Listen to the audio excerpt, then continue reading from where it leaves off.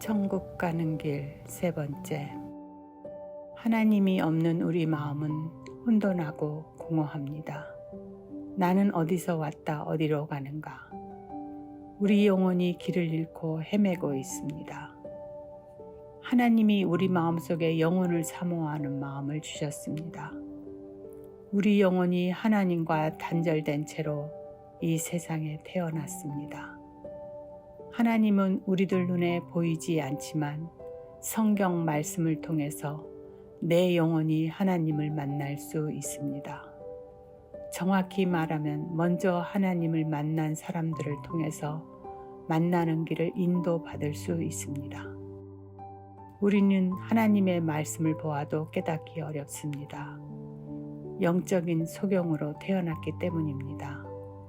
고린도전서 1장 21절 후반에 하나님께서 전도에 미련한 것으로 믿는 자들을 구원하시기를 기뻐하셨도다. 최근 교회 다니는 사람들이 전도하는 것을 보면 자신도 구원받지 못한 상태에서 다른 사람을 교회로 데리고 가는 것이 전도라고 여기는 것을 자주 보게 됩니다.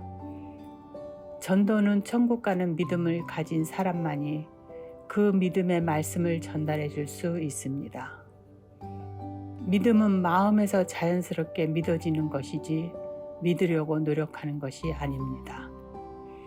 믿음을 가진 사람을 통해서 인도를 받으면 성경이 말하는 천국 가는 길을 쉽게 발견할 수 있습니다.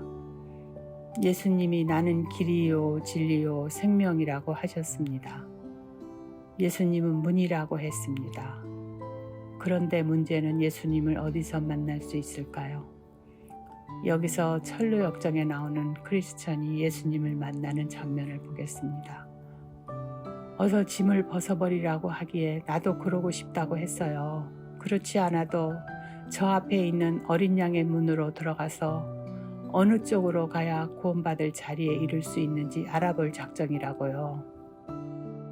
꼭대기에는 십자가가 서 있고 그 아래쪽에는 무덤이 자리 잡고 있었다.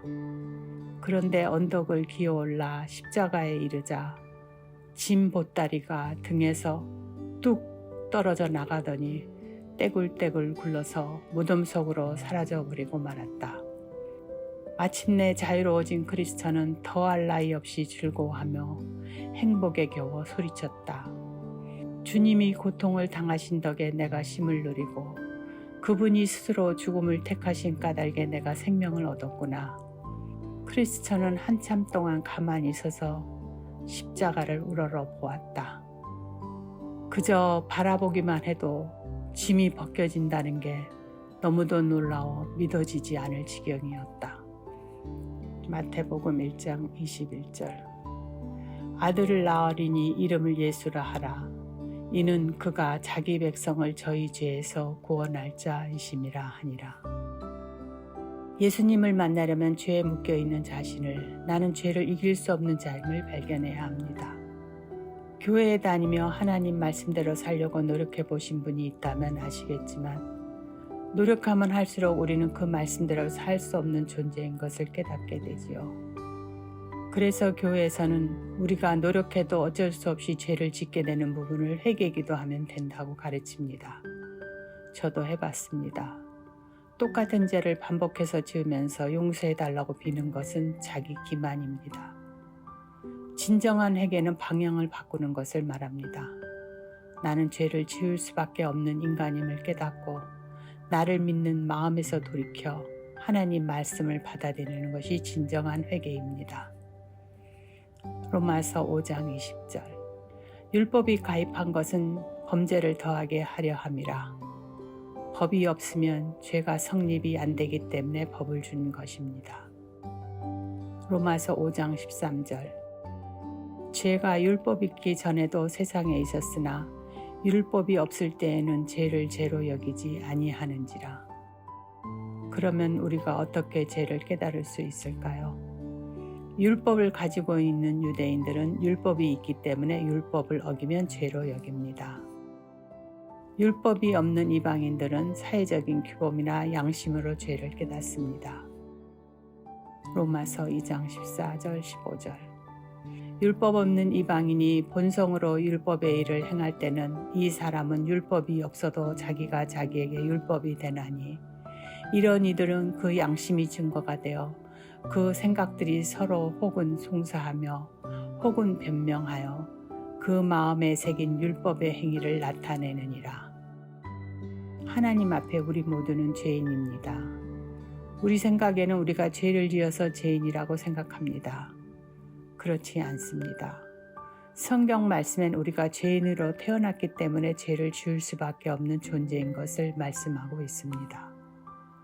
여기서 우리 생각을 버려야 하나님 말씀이 들어옵니다. 로마서 5장 19절.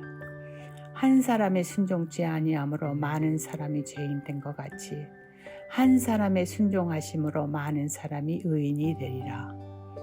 죄인으로 태어났기 때문에 죄를 지을 수밖에 없습니다.